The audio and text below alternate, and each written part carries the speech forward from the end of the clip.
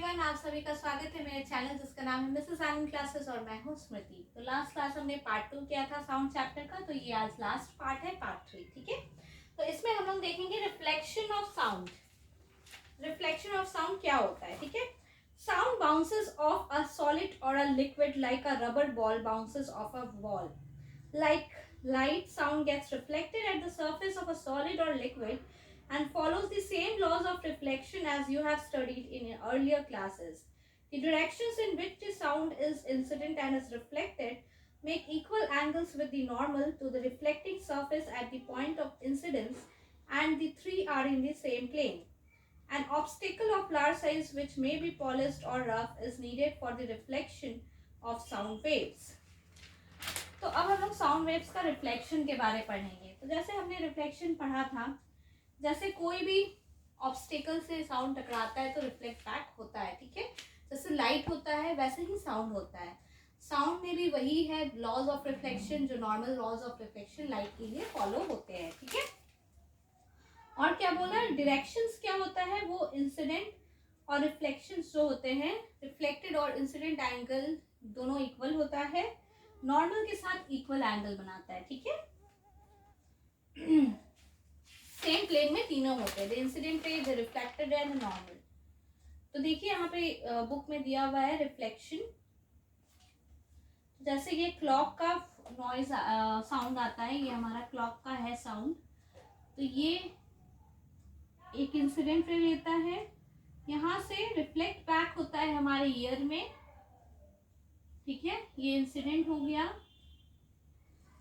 ये रिफ्लेक्टेड हो गया और ये नॉर्मल है। ठीक है, ये तीनों ही चीज, ये तीनों ही प्लेन इक्वल, ये मेरे से थोड़ा सा इक्वल एंगल नहीं बना है, ये इक्वल एंगल बनेगा। ठीक है, इको अब क्या होता है? इफ वी शाउट और clap near a suitable reflecting object such as a tall building or a mountain, we will hear the same sound again a little later. This sound which we hear is called an echo. देखिए, आप mountain पे अगर गए होंगे या फिर आप कोई टॉल बिल्डिंग के पास गए होंगे, तो आपने अगर आप जोर से आवाज लगाई, आप चिल्लाएंगे आपको भी सेम आवाज आएगी कुछ देर बाद। तो इसको क्या बोलते हैं, जो साउंड हमें वापस से सुनाई देता है ना, हमारा खुद का जो बोला हुआ साउंड है, वो फिर से हम लोग जब सुनते हैं तो उस साउंड को क्या बोलते हैं? इको बोलते हैं। ठीक है, ये क्यों होता है? रिफ्लेक्शन ऑफ साउंड के कारण होता है। ठीक है, the sensation of sound persist in our ears, in our brain for about 0.1 second. कितने देर तक हमें सुनाई देता है? 0.1 सेकेंड। ठीक है, 0.1 second. Okay, to hear a distinct echo, the time interval between the original sound and the reflected one must be at least 0.1 second. If we take the speed of sound to be 344 meter per second at a given temperature, say at 22 degrees centigrade in air, the sound must go to the obstacle and reach back the ear of the listener on reflection after 0.1 second. अगर हम लोग मान लेते हैं sound का speed कितना है, 344 metre पर सेकेंड, और टेम्परेचर मान लेते हैं अगर 22 डिग्री सेंटीग्रेड है, 22 डिग्री, तो हमारे जो ओरिजिनल साउंड जो हमने प्रोड्यूस किया है उसके 0.1 सेकेंड के बाद हमें हमारे ईयर तक इको सुनाई देना चाहिए। ठीक है, hence the total distance covered by the sound from the point of generation to the reflecting surface and back should be at least 34.4 metre. तो हम लोग इससे डिस्टेंस निकाल लेंगे, तो डिस्टेंस क्या आ जाएगा, कितना डिस्टेंस होना चाहिए इको के लिए? 34.4 मीटर एटलीस्ट डिस्टेंस होना चाहिए। ये मिनिमम डिस्टेंस है, अगर इतना डिस्टेंस नहीं होगा तो इको हम लोगों को नहीं सुनाई देगा। ओके, इतना डिस्टेंस मिनिमम होना चाहिए रिफ्लेक्टिंग सरफेस से। Thus, for hearing distinct echoes, the minimum distance of the obstacle from the source of sound must be half of this distance, that is 17.2 metre. अगर हम लोग को डिफरेंट टाइप्स ऑफ इको सुनना है, एकदम अच्छे से इको सुनना है, तो जो मिनिमम डिस्टेंस होना चाहिए ऑब्स्टेकल जो है हमारा और जो हम लोग प्रोड्यूस कर रहे हैं साउंड, उसके बीच में मिनिमम डिस्टेंस कितना होना चाहिए? इसका हाफ होना चाहिए, डेट इज 17.2 मीटर। ठीक है,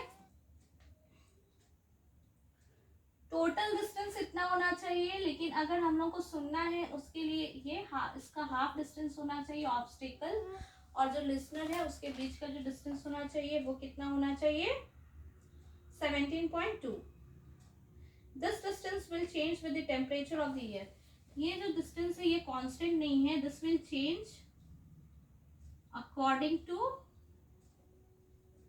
दी टेम्परेचर ऑफ एयर. एयर के टेम्परेचर के अकॉर्डिंग ये चेंज होता है, तो ये एकदम कांस्टेंट नहीं मान के चल सकते. हम लोग किस टेम्परेचर के लिए इसको माने हैं, 22 डिग्री सेंटीग्रेड के लिए हम लोग ये डिस्टेंस माने हैं. इतना डिस्टेंस होना चाहिए ऑब्स्टेकल का सोर्स ऑफ साउंड से. ठीक है. Echoes may be heard more than once due to successive or multiple reflections. This rolling of thunder is due to the successive reflections of sound from a number of reflecting surfaces such as the clouds and the land. अब क्या आता है topic, रिवर्बेरेशन क्या होता है. देखते हैं हम लोग रिवर्बेरेशन क्या होता है.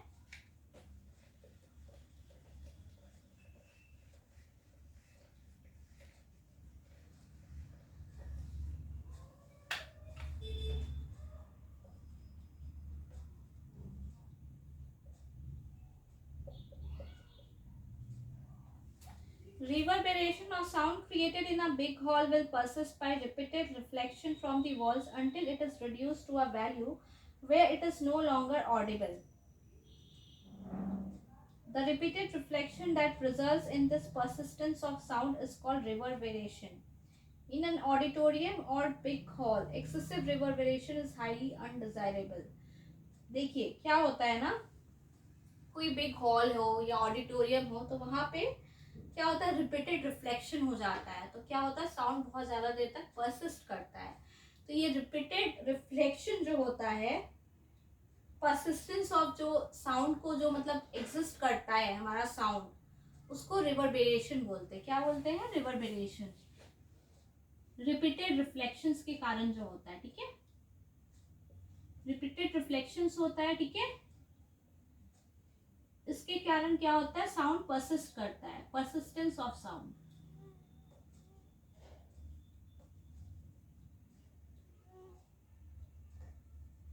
ठीक है,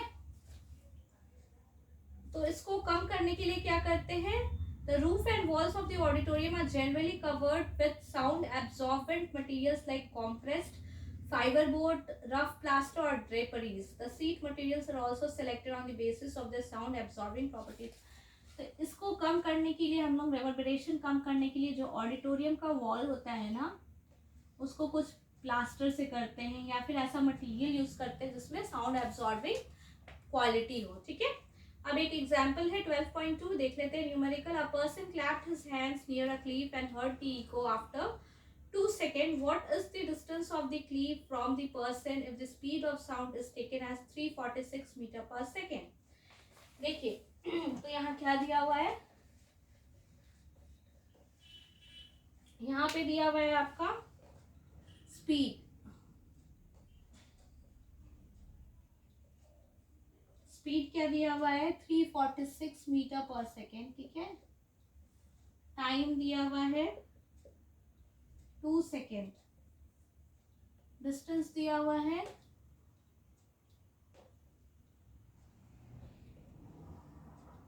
डिस्टेंस कैसे निकलेगा, speed is equal to distance by time. तो स्पीड डिस्टेंस क्या हो जाएगा, speed into time.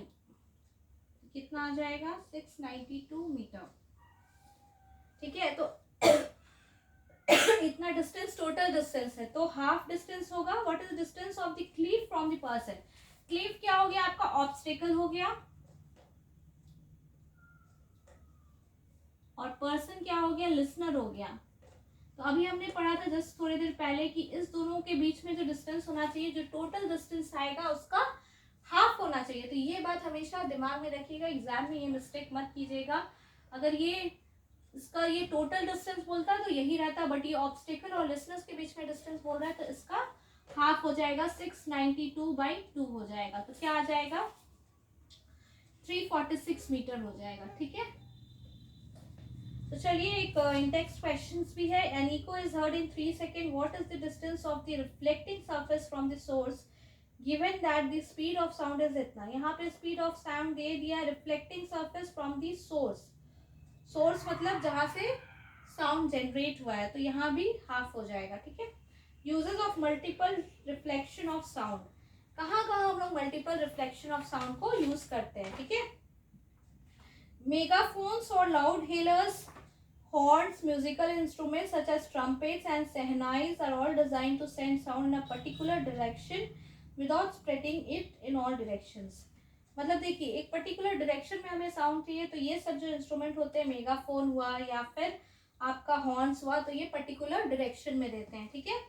In this instruments are tube followed by a conical opening reflect sound successively to guide most of the sound waves from the source in the forward direction towards the audience, ठीक है। तो ये एक conical form में होता है, इस conical form में होने के कारण ये एक पर्टिकुलर डायरेक्शन में देता है जहाँ पे आपका ऑडियंस होता है, ठीक है। इस टाइप का इसका ये होता है, ठीक है।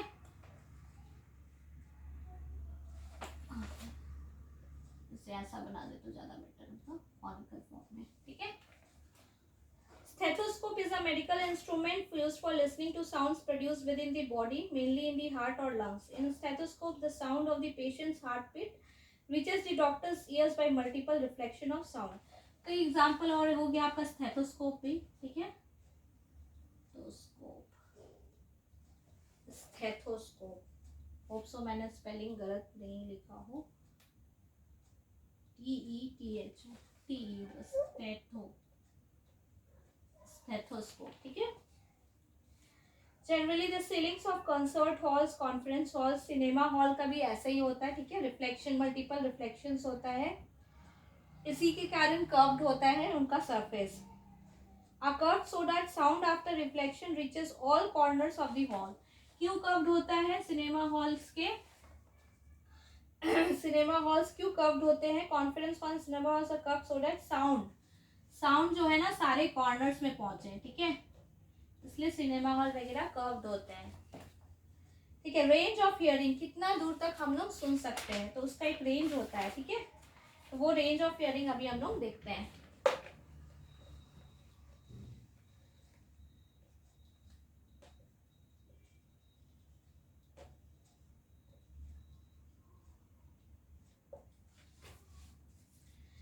The audible range of sound for human beings extends from about 20 hertz to 20,000 hertz, ठीक है। ह्यूमन बीइंग कितना से सुन सकते हैं? 20 हर्ट्ज से 20,000 हर्ट्ज तक सुन सकते हैं, ठीक है। ये इनका रेंज ऑफ हियरिंग है। Children under the age of 5 and some animals such as dogs can hear up to 25 kilohertz। मान लीजिए चिल्ड्रन है जो कि 5 है, बिलो 5 है, वो 25 किलोहर्ट्ज तक सुन सकते हैं, ठीक है। 25,000 मतलब उनको सुनने की शक्ति ज्यादा होती है, ठीक है। As people Guru older they excuse me, sorry, as people grew older their ears become less sensitive to higher frequencies। sounds of frequencies below 20 hertz are called infrasonic sound और infrasound। 20 hertz के कम को क्या बोलते हैं? infrasonic sound, जो कि आदमी नहीं सुन सकते हैं, ठीक है, हम लोग नहीं सुन सकते, इंफ्रासोनिक साउंड या फिर इंफ्रासाउंड, ठीक है। Rhinoceros communicate using infrasound of frequency as low as 5 hertz. अब मान लीजिए 20 किलो हर्ट्ज, ये 20 किलो हर्ट्ज है, 20 हर्ट्ज लिखा है, इससे बड़ा को क्या बोलते हैं? इससे बड़े फ्रीक्वेंसी के साउंड को हम नहीं सुन सकते, उसको क्या बोलते हैं? अल्ट्रासोनिक, ठीक है, अल्ट्रासोनिक, ठीक है। अल्ट्रासोनिक या ultrasound, ultrasound is produced by animals such as dolphins. किसमें प्रोड्यूस होता है? डॉल्फिन्स में, ठीक है। Dolphins, bats and porpoises, moths of certain families have similar. These moths can hear the high frequency and are able to escape capture. Rats also play games by producing ultrasound. Rats play. What is the audible range of average human ear? Human ear का average ये range है 20 hertz से 20,000 hertz. What is the range of frequencies associated with infrasound? Infrasound मतलब जो 20 hertz से below हो, 5 hertz तक, ठीक है।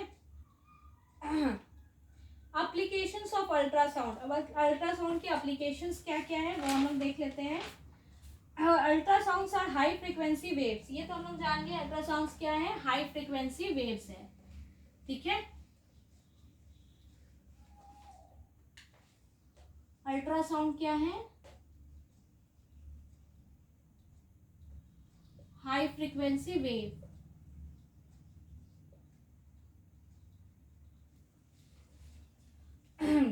Ultrasound are able to travel long well defined parts, ठीक है, बहुत सारे पर्पसेस में यूज होते हैं क्योंकि ये बहुत लॉन्ग पाथ को कवर करता है। Ultrasound is generally used to clean parts located in hard to reach places, spiral tube, odd shape parts, electronic components, मतलब क्लीन करने के लिए भी यूज आता है, क्लीनिंग के लिए, ठीक है। जहां पे कहाँ पे जहाँ पे हम लोग रीच नहीं कर सकते हैं उस प्लेसेस में, जैसे इलेक्ट्रॉनिक कंपोनेंट्स हो गया, ठीक है। अल्ट्रासोनिक वेव से हम लोग क्लीन करते हैं, या अल्ट्रासोनिक हम लोग सॉल्यूशन में हम लोग अल्ट्रासोनिक वेव को सेंड करते हैं, ठीक है, तो क्लीनिंग के काम में आता है। Ultrasound can be used to detect cracks and flaws in metal blocks. देखिए मेटल ब्लॉक्स में, मेटालिक कंपाउंड्स में, मेटल ब्लॉक्स में हम लोग क्रैक्स है या फिर आपका वो क्रैक है या फिर उसमें कुछ फ्लॉज है, तो उससे हम लोग चेक करते हैं किससे, अल्ट्रासाउंड से, ठीक है। Metallic components are generally used in construction of big structures like buildings, bridges, machines and also scientific equipment. The cracks और holes inside the metal blocks which are invisible from outside reduces the strength of the structure। ऐसा हम लोग क्यों find out करते हैं? अगर नहीं find out करेंगे, जो हमारा बिल्डिंग है वो मेटालिक स्ट्रक्चर से बनता है, कंपोनेंट्स बहुत सारे साइंटिफिक इक्विपमेंट्स होते हैं, वो भी मेटालिक इक्विपमेंट्स होते हैं, तो हम लोग अगर पहले नहीं देखेंगे, हम लोग एनालाइज नहीं करेंगे कि कुछ उसमें क्रैक है या फ्लॉज है, तो जाके बाद में क्या होगा, स्ट्रक्चर जो हमारा बनेगा वो बहुत वीक होगा, ठीक है। तो अल्ट्रासोनिक वेव पास करता है, उसके थ्रू हम लोग को पता चल जाता है कि क्रैक है कि नहीं है। छोटा से छोटा क्रैक भी अल्ट्रासोनिक वेव से दिखाई दे देता है। Ordinary sound of longer wavelengths cannot be used for such purposes as it will bend around the corners of the defective location, ठीक है। Ultrasonic waves are made to reflect from various parts of the heart and from the image of the heart. This technique is called echocardiography। देखिए heart में, medical में भी काम आता है, heart के लिए इसको क्या बोलते हैं, इकोकार्डियोग्राफी, ठीक है।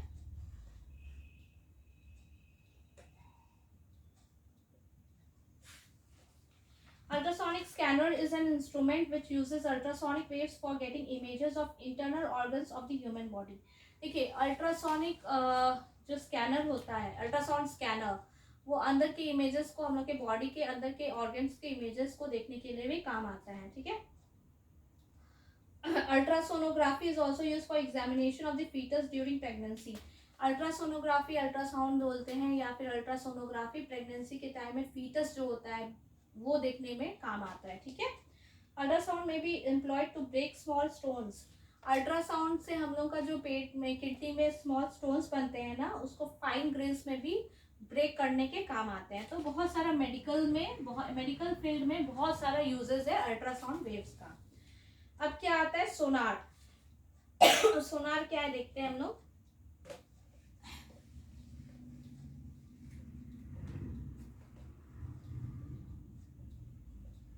सोनार किसके लिए स्टैंड होता है, sound navigation and ranging.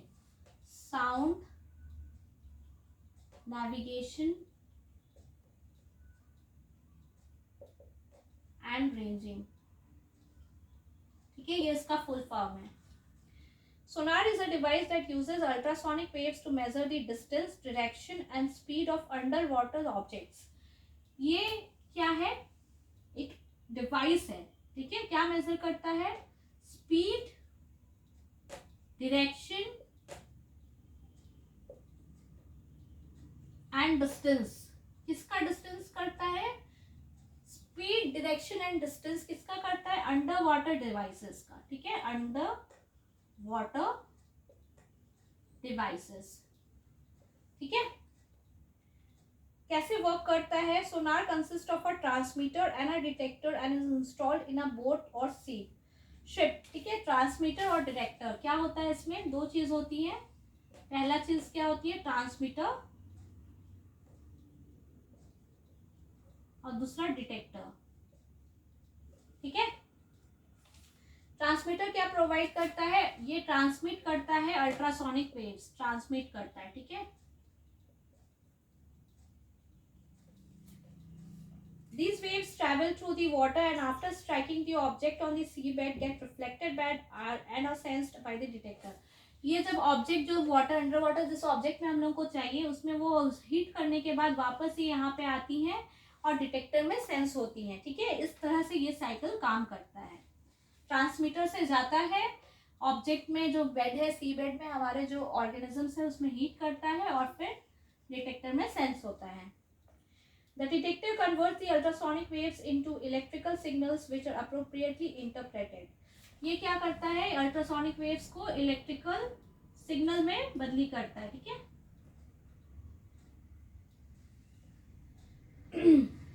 the distance of the object that reflected the sound wave can be calculated by knowing the speed of sound in water and the time interval between transmission and reception। ठीक है, let the time interval between transmission and reception of ultrasound signal be t and the speed of sound travel through the sea water be v। The total distance 2d is v into t। The above method is called eco ranging। इस method को क्या बोलते हैं? Eco ranging method बोलते हैं। ठीक है, इस मेथड को क्या बोलते हैं? Excuse me, echo ranging method बोलते हैं। ठीक है, इको रेंजिंग, इको रेंजिंग। अगर आपको मेरा चैनल, अब मेरे वीडियोस अच्छे लग रहे हो तो काइंडली सब्सक्राइब करें मिसेस आनंद क्लासेस को। मैं बहुत अच्छे वीडियोस बना रही हूँ पर मुझे सब्सक्राइबर्स नहीं मिल रहे हैं, तो अगर मुझे मोटिवेशन नहीं मिलेगा तो मैं काम अच्छे से नहीं कर पाऊंगी। मैं अच्छे से काम करती हूँ विदाउट टाइम वेस्ट। मैं आपके कॉन्सेप्ट्स को क्लियर करना चाहती हूँ और करती भी हूँ। तो अगर आपको मेरे वीडियोस अच्छे लग रहे हैं तो काइंडली सब्सक्राइब कीजिए और अपने फ्रेंड्स के साथ शेयर कीजिए। ठीक है, तो इसमें कुछ एग्जाम्पल दिया है। Our ship sends out ultrasound that returns from the seabed and is detected after 3.42 seconds. If the speed of ultrasound through sea water is इतना, क्या बोल रहे हैं यहाँ पे? टाइम दिया हुआ है 3.42 सेकेंड। ठीक है,